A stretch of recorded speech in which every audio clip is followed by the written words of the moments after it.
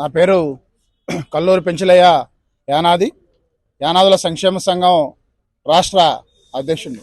ఏదైతే ఈ రాష్ట్రంలో దాదాపు 10 లక్షల పైచిలకు యానాదులు ఈ రాష్ట్రంలో ఉన్నారు.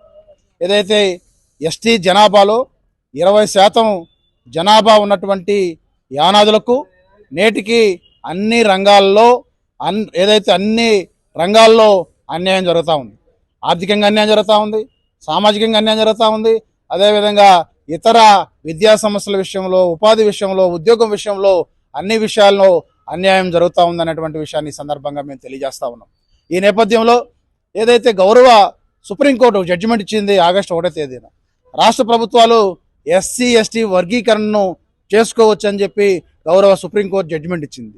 ఆ జడ్జిమెంట్ ప్రకారము రాష్ట్ర ప్రభుత్వము ఎస్సీ వర్గీకరణ బిల్లును అసెంబ్లీలో పెట్టింది. మరి ఎస్టీ వర్గీకరణకు సంబంధించి ఎందుకు ఈ ప్రభుత్వం చర్యలు తీసుకోదని చెప్పి మేము ఈ సందర్భంగా ప్రశ్నిస్తా ఉన్నాం. ఎందుకంటే ఏదైతే ఇప్పటికీ యానాదులు వెనకబడి ఉన్నారో, మరి యానాదులు అభివృద్ధి చెందాలంటే ఏదైతే డాక్టర్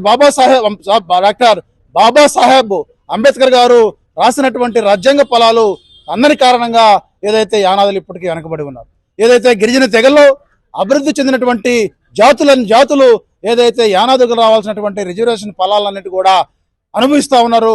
యానాదులు మాత్రం నేటికి ఏదైతే కనీసం ఉండేదానికి ఇళ్ళు లేక, కట్టుకునేదానికి బట్ట లేక ఇబ్బందులు పడుతున్నటువంటి పరిస్థితులు ఈ విధంగా ఉంది. మేము అనేక అంశాలను పరిశీలించాం.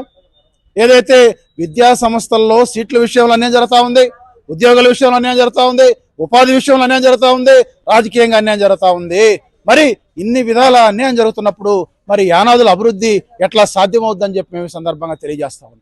ఏదైతే మాకున్నటువంటి గిరిజన రిజర్వేషన్ 6%లో కనీసం 2% యానాదులకు రావాలి. కనీసం 0.3 శాతం కూడా యానాదులు లబ్ధి పొందలేకపోతా ఉన్నారు. ఏదైతే గిరిజన జాతుల్లో అభివృద్ధి చెందినటువంటి తెగలు మాకు రావాల్సినటువంటి రిజర్వేషన్ ఫలాల్ని దోచుకుంటూ యానాదులకు అన్యాయం చేస్తా ఉన్నారు. ఈ నేపథ్యంలో మేము రాష్ట్ర ప్రభుత్వానికి ఒకటే విజ్ఞప్తి చేస్తా ఉన్నాం, మీరు ఒక కమిషన్ వేయండి. ఈ కమిషన్ ద్వారా ఈ రాష్ట్రంలో యానాదుల పరిస్థితి ఏంటి, ఉద్యోగాల్లో యానాదుల పరిస్థితి ఏంటి, అలాగే ఉపాధి విషయంలో యానాదుల పరిస్థితి ఏంటి, రాజకీయంగా యానాదుల పరిస్థితి ఏంటి, అభివృద్ధి విషయంలో యానాదుల పరిస్థితి ఏంటి అనేటువంటి విషయాల మీద ఒక సర్వే చేసి ఆ యొక్క సర్వే నివేదికను తెప్పించుకొని తద్వారా యానాదులకు జరుగుతున్నటువంటి అన్యాయాన్ని సరిదిద్దమని మేము ప్రభుత్వాన్ని విజ్ఞప్తి చేస్తా ఉన్నాం. అలాగే ఏప్రిల్ 14వ తేదీన యానాది రిజర్వేషన్ పోరాట సమితిని ప్రకటించబోతా ఉన్నాం. ఆ రోజు ఏదైతే ఎస్టీ వర్గీకరణకు సంబంధించినటువంటి కార్యాచరణ మా యొక్క అజెండాను ఆ రోజు ప్రకటించబోతా ఉన్నాం. అలాగే ఏదైతే మైదాన ప్రాంతంలో మాలాగే అభివృద్ధికి దూరంగా ఉన్నటువంటి చెంచు నక్కల జాతులు కూడా ఎస్టీ వర్గీకరణలో భాగస్వాములు కమ్మని కోరుతా ఉన్నాం. వారు కూడా ముందుకు వస్తా ఉన్నారు.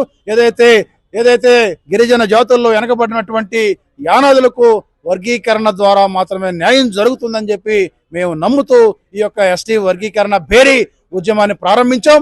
ఏదైతే ఎస్టీ వర్గీకరణ సాధించే వరకు మా యొక్క ఉద్యమం, మా యొక్క పోరాటం, మా యొక్క ఆందోళనలు కొనసాగుతాయని చెప్పి ఈ సందర్భంగా మేము స్పష్టం చేస్తా ఉన్నాం.